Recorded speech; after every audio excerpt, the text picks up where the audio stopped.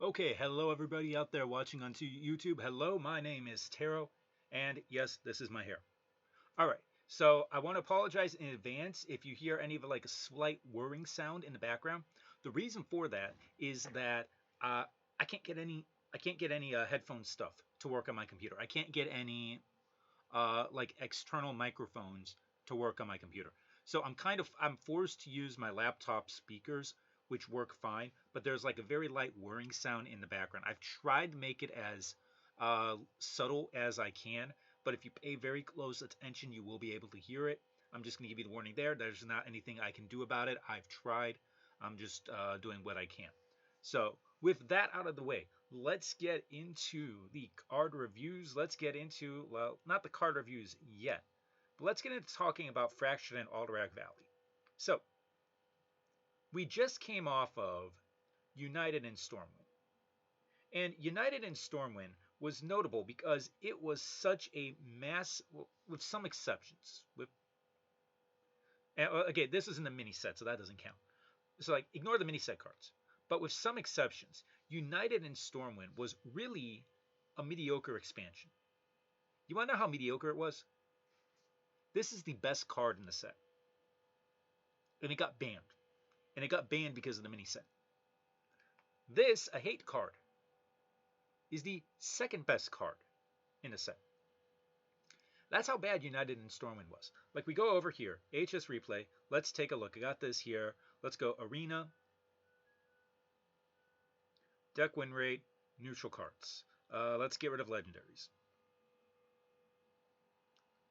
And let's see what cards. Okay, Deep Run Engineer, that's banned.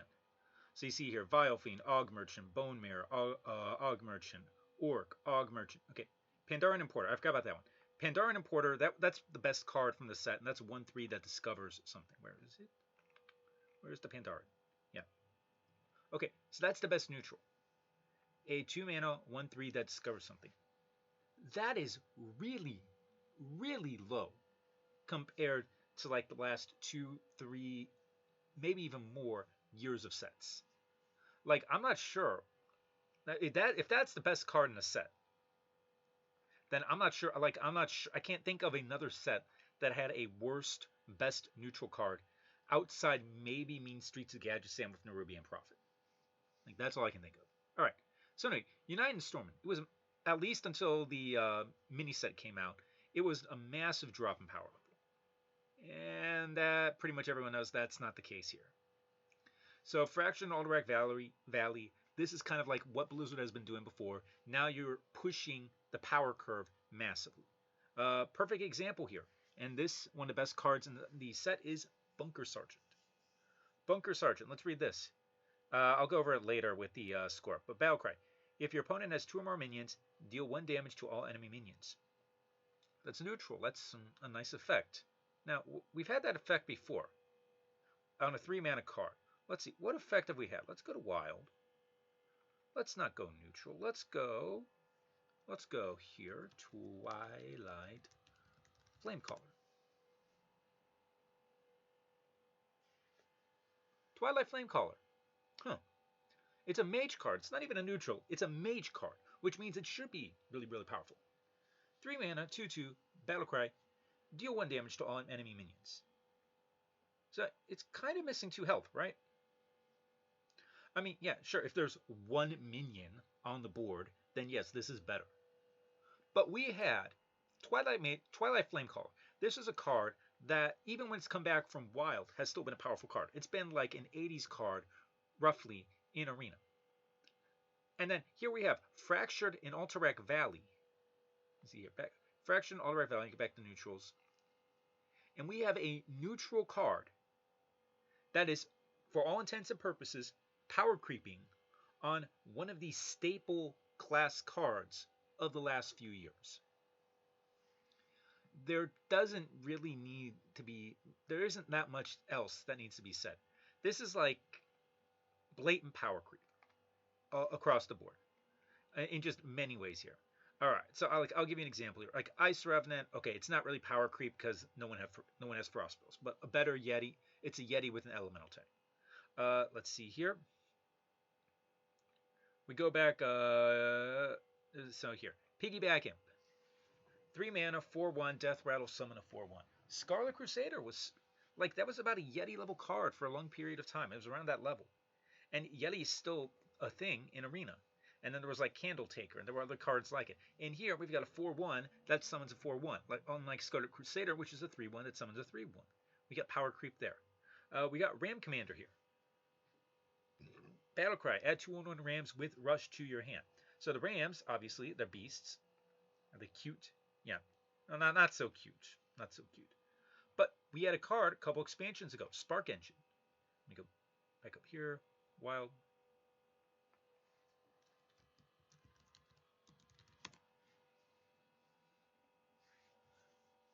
Two mana, 2/1. Battlecry, add a 1/1 Spark with Rush to your hand. And the Spark, I think, Elemental, I want to say. Elemental, yeah. Okay, so you see, it's like a much better version. And Spark Engine was not bad. Don't get me wrong. Spark Engine was a perfectly pickable card. Spark Engine was actually a decent to even good card. And we've got and we've just got a random 2-drop in Fraction Alterac Valley that just power creeps on it. And it's like, this is what the entire this is gonna be the legacy of the set. Here, Troll Centurion, 8 mana, 8/8 rush, honorable kill, deal 8 damage to the enemy hero. Ignore the honorable kill for a moment. You got an 8 mana, 8/8 rush. We have Journey to Un'Goro in Arena, and Journey to Un'Goro has, pull it up over here because I can. Where is it? 8 mana. Okay, well, it doesn't pull up. Okay, it doesn't pull up clearly. But here, Charge Devil Sword. You can see here. It's an 8 mana, 7/7 charge. Battlecry can't attack heroes this turn. 8 mana, 7/7 rush. And again, this is pretty powerful card in Arena. Like, it's not the most broken card by any means. There's more powerful cards, but it's still a good card. And over here, oh, we just got an 8/8 rush instead of a 7/7 rush. So yeah, this entire set, there are a lot of cards, where it's just the cards are power creep on cards we have seen before, on cards that have been fine. Okay, here it's a better Stegodon. And this goes on. I know there's like a 3/2 stealth. Where's 2 mana 3/2 stealth? I know there's 2 mana 3/2 stealth that was in here somewhere.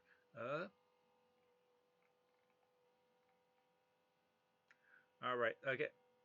All right. I'll find the card in a moment. But anyway, that's my point. There's a lot of power creep going on with this set. Now, with all that said, relatively, like Piggyback Imp, it's power creep. It's definitely better than the average 3-drop, but it doesn't really break the game. Like, kind of like compared to the relative sets. Okay, here's what I was looking for. Sneaky Scout. 2 mana, 3/2 stealth. So a 2 mana 3/2 stealth, that's pretty good. Like we had Gilblin Stalker back in the day, 2/3 stealth. And honorable kill, your next hero power costs 0. Pretty powerful, right? Okay. So anyways, that's one key component for Fractured and Alterac Valley, is that there is a lot of power creep going on in class cards and neutrals. I will get to them eventually. So, okay, and honestly, when I'm going to be doing the card reviews, I'm probably going to be mentioning all those cards that are power crept, because it's an easy way to describe, okay, you know what this card does, and now this card is better than that. And that's the easy way to do that. Now, with the power creep involved, this is actually, I want to say, and people are probably going to disagree with me, like power level, maybe not, but it's a good arena set. And I'll explain why. Two key things about arena. Number one here is honorable kill. So honorable kill means if you do the exact amount of damage, you get a bonus. This has literally been in arena since the inception of arena. I mean, let me see here. Let's go. I think it's even standard, like Mortal Coil.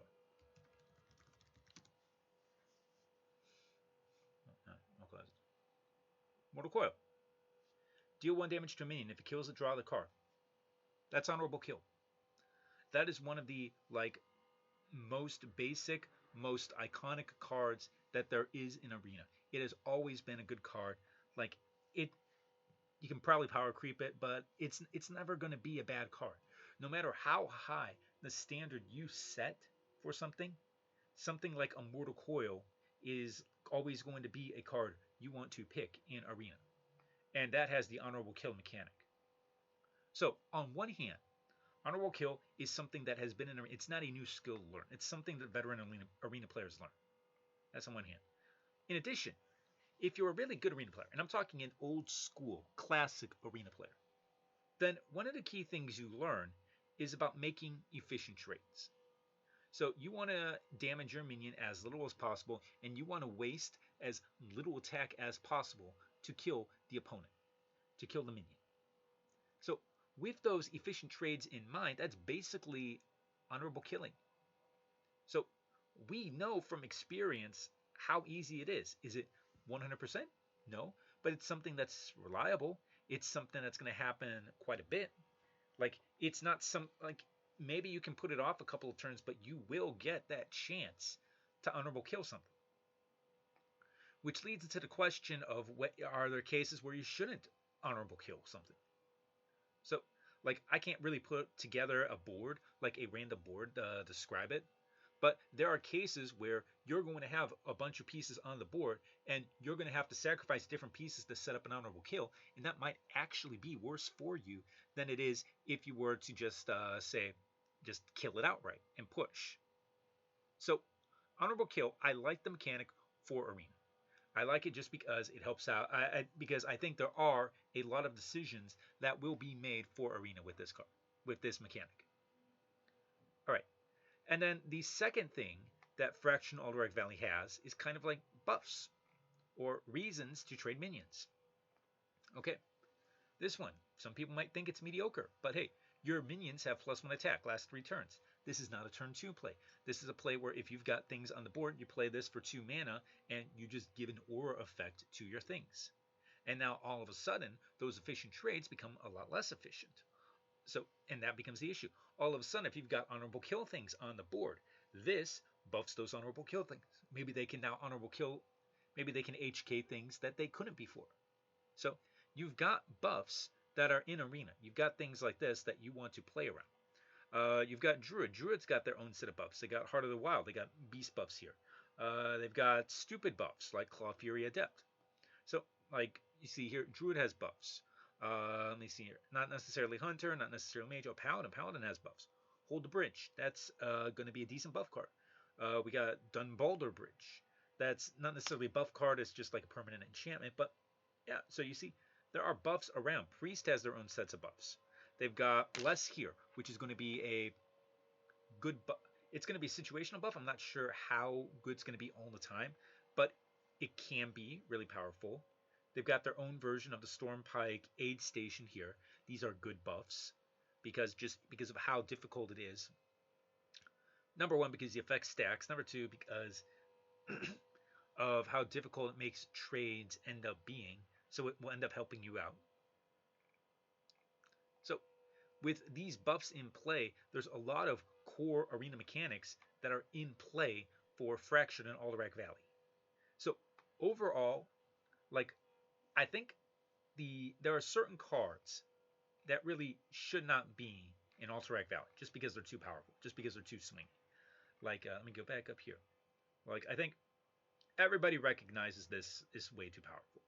Like it's just stupid. This is what's the Coilfang Warlord? It's like the Demon Hunter 9/5 rush that dies and turns into a 5/9 taunt. It's like that level of broken stupidity that's being printed in the game that should not exist. We've got Hunter. Maybe the most oppressive 2-mana card ever printed in Arena. Because this thing, like, I'll go into it later. This is probably the most oppressive card that has ever been printed in the history of Hearthstone, right here, and it's a 2-drop. So you've got cards like that. You've got cards like, we go down here, Abominable Lieutenant, Corrupted Blackwing, Dragnaros, 9 mana, 9 mana, what was it? Let me see. Actually, let me pull up Corrupted Blackwing. I forget what it is. So if you remember, Corrupted Blackwing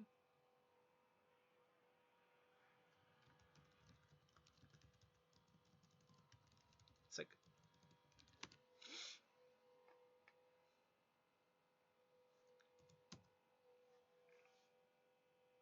Huh.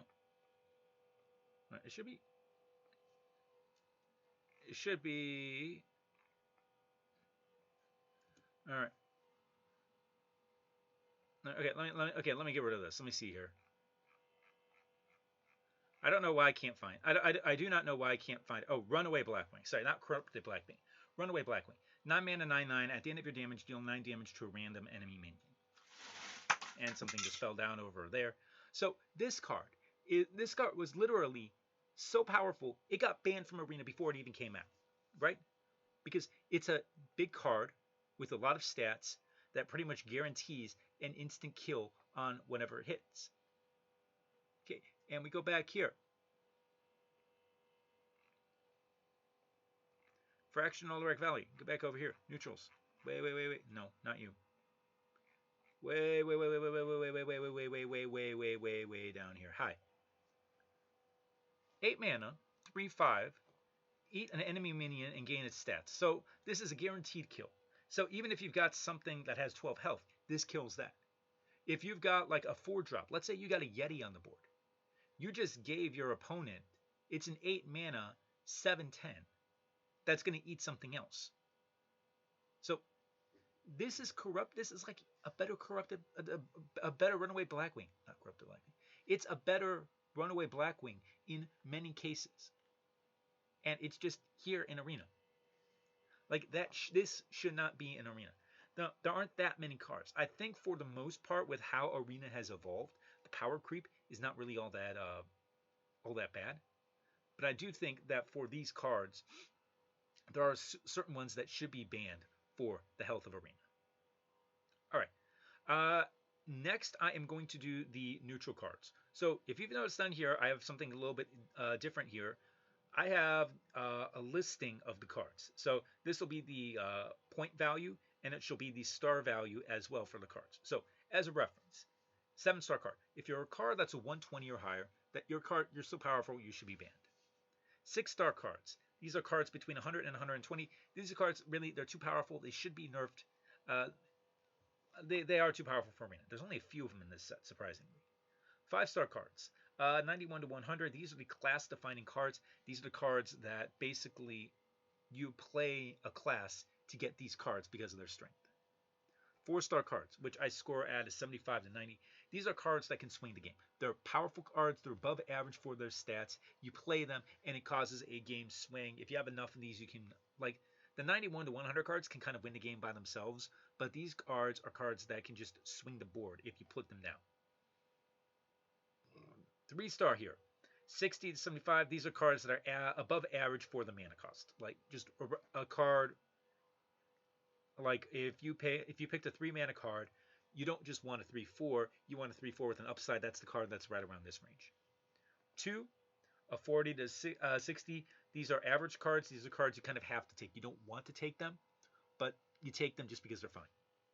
1-star cards, 10 to 40, these are bad cards with the situational upside. You don't really like taking them. Maybe you get a deck that works with them. And finally, 0-star cards, these are cards never pick. All right, so after this, I will be going over the neutrals, and I will be doing this in descending order. I'll start with the highest level cards, and I will move my way down to like the bottom tier cards. All right, so I will see you guys in the next video. Take care.